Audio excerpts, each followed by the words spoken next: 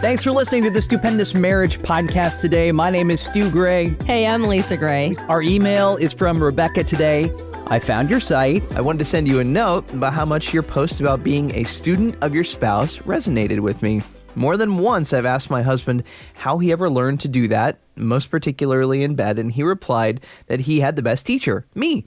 We both came into this marriage as virgins, and all we know, we've learned from each other. Yes, there are times when we both let the other just explore ourselves, but then there are times when I have to tell him or he tells me that, hey, when you do whatever, fill in the blank, I really need you to be more fill in the blank.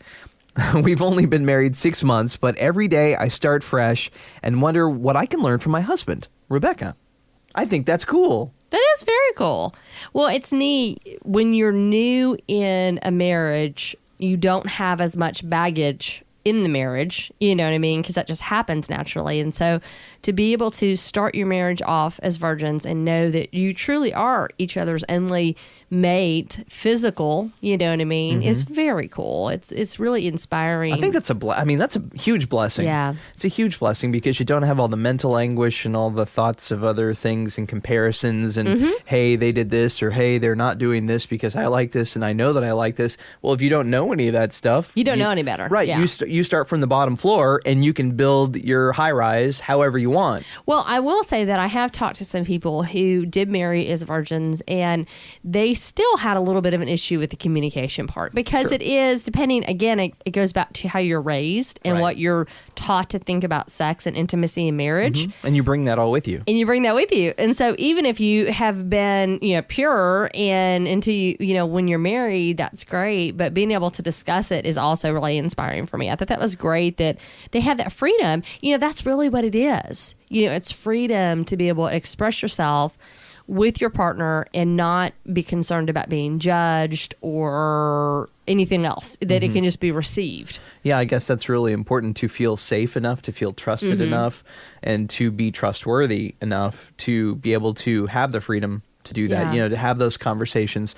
I mean, I guess that's a good thing to talk about. How do you get to the freedom part? How do you, not come across as I need this and I need that, being able to be free and not worried about what you're thinking? Well, it's funny. We've actually figured out something with our son that really could be applied to marriage in this way.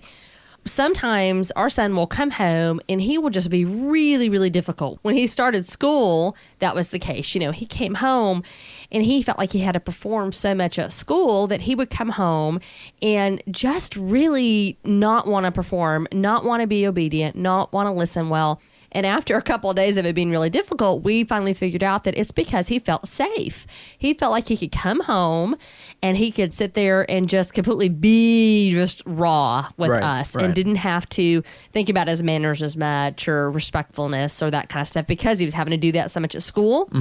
Well, think about that in your marriage. I mean, if you're in a marriage with somebody where they're feeling safe enough to be raw with you, not that they necessarily should do that all the time. And not that they should be rude and disrespectful either, you know what I mean? But just real. Right. I mean, just saying, this is what I feel, or, you did this and it really hurt my feelings. That can be looked at in a different way. It can be looked at as, wow, my husband really trusts me and feels safe with me to be able to put it on the line and go, honey, you really hurt my feelings here, instead of just bottling it up and not feeling like he can say anything. I think that's hard to do, to get to that point where, I don't know, I have a performance mentality. I don't want to hurt people's feelings. I like people to like me, and you're included in that. So to say something that could be construed as hurtful or not manipulative, but something that I want, that I know that you don't necessarily, I'm in the mood and you're not. And I've had that argument with myself. Well, I know because I've got XYZ and I've seen how she's acted today, and I'm not going to lay it out there because I know what the response is going to be. Assumption. Yeah, I know. And I guess that's also another problem. The assuming part, I should trust you enough to be able to lay it out there and not get up in my head and just see what happens. You know, because I do trust you enough.